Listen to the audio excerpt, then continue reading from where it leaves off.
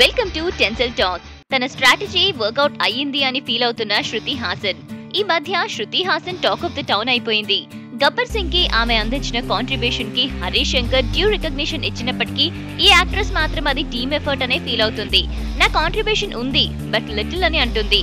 Success and failure అనేది తన డిక్షనరీలోనే లేదు అని ఫిలాసఫికల్ గా చెప్తుంది ఈ హీరోయిన్.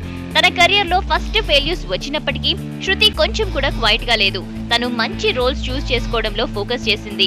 ఏదైతే రోల్స్ మంచివి అని నమ్మిందో అవి తనకి రికగ్నిషన్ ని ఇచ్చాయి. ఫెయిల్యూర్స్ వచ్చినప్పటికీ చాలా మంది ప్రొడ్యూసర్స్ సెలెక్ట్ చేసుకునే హీరోయిన్ అయింది. ఎక్కడైనా టాలెంట్ అనేది మ్యాటర్ లోకి తీసుకుంటారు అని మా నాన్న అన్నారు.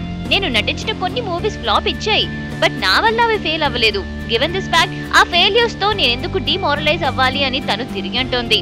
ఎనీవేస్, ఇలాంటి అప్డేట్స్ కోసం y'all just stay tuned to indiaglitz.com.